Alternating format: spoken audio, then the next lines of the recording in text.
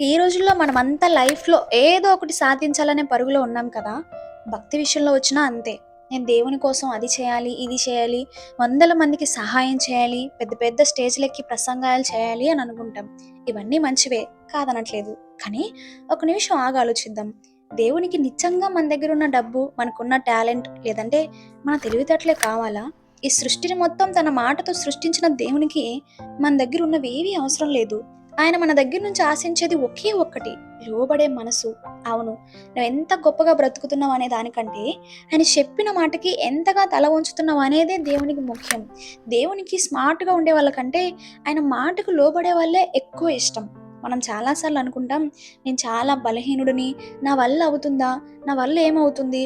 దేవుడు నన్నెందుకు వాడుకుంటాడు అని.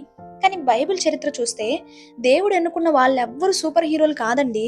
వాళ్ళు మనలాంటి సామాన్యులే. కానీ వాళ్ళల్లో ఉండే ఒకే ఒక్క ప్లస్ పాయింట్ ఏంటంటే, దేవుడు అడగగానే తమను తాము తగ్గించుకొని లోబడ్డారు. నోవాహును చూద్దాం. ఆ రోజుల్లో వర్షం అంటే ఏంటో ఎవ్వరికీ తెలియదు. అలాంటి టైంలో దేవుడు నోవాహుతో ఒక పెద్ద ఓడను చెయ్యి అన్నాడు. చుట్టుపక్కల వాళ్ళంతా నోవాహును చూసి నవ్వుకొనుంటారు. పిచ్చివాడిలా ఎండలో ఓడకడుతున్నాడేంటి అని. కానీ నోవాహు ఎవరి మాట పట్టించుకోలేదు. దేవుని మాటకు లోబడ్డాడు. ఆ లోబడటమే అతని కుటుంబాన్ని కాపాడింది. మోషే జీవితాన్ని చూడండి. మోషేకి మొదట్లో అసలు మాట్లాడటమే రాదు. దేవుడు ఐగుప్తుకు వెళ్ళమంటే, ప్రభువా నాకు నోటి మాంద్యం, నా వల్ల కాదన్నాడు.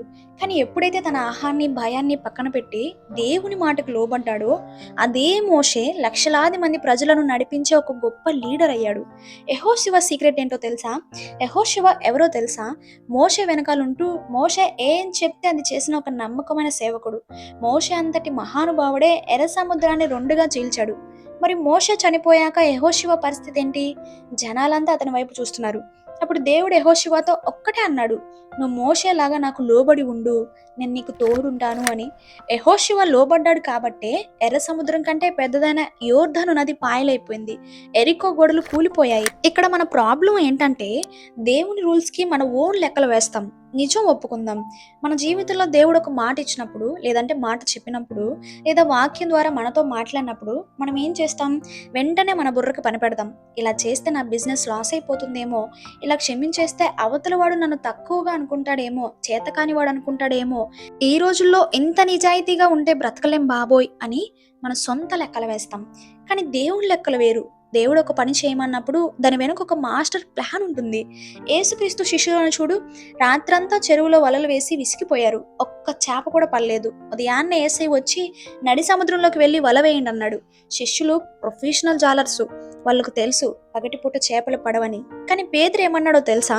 ప్రభువా, రాత్రంతా కష్టపడ్డాము, ఏమీ దొరకలేదు. కానీ నీ మాట చొప్పున వల వేస్తాను. ఆ ఒక్క మాట, నీ మాట చొప్పున వేస్తాను అనడమే లోబడటం.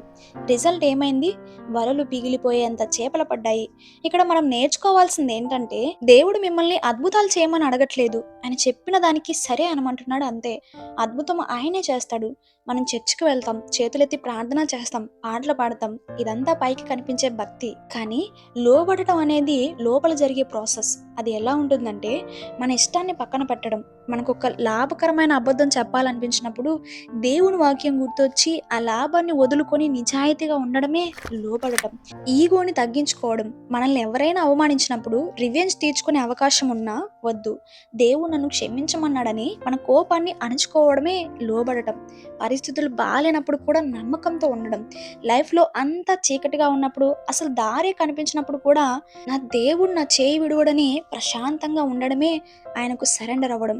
యేసయ్య అంతటి దేవుడే సిలువ మరణానికి వెళ్లే ముందు గెత్సెమనే తోటలో మోకాల్లోని ఏడుస్తూ, తండ్రి నా చిత్తం కాదు, నా ఇష్టం కాదు, నీ చిత్తమే జరగాలన్నారు. ఆయనకు తెలుసు సిలువ వేదన ఎంత భయంకరంగా ఉంటుందో.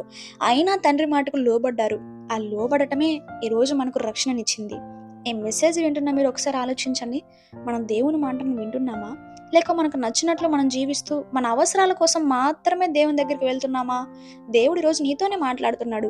నువ్వు ఎన్నో ఏళ్ళగా నలిగిపోతున్నావో, లేదా సమస్యలతో సతమతం అవుతున్నావో, ఒకసారి నీ సొంత తెలివితేటలు, నీ పంతాలు, నీ పట్టుదలలు పక్కన పెట్టి నాకు లోబడు, నీ జీవిత బాధ్యత నేను తీసుకుంటాను అని ఆయన చెప్తున్నాడు. మనం ఎంత తగ్గించుకుంటే దేవుడు మనల్ని అంతగా హెచ్చిస్తాడు. మనల్ని మనం ఆయన చేతుల్లో పెడదాం. ఆయన అద్భుతమైన రీతిలో మనల్ని వాడుకుంటాడు.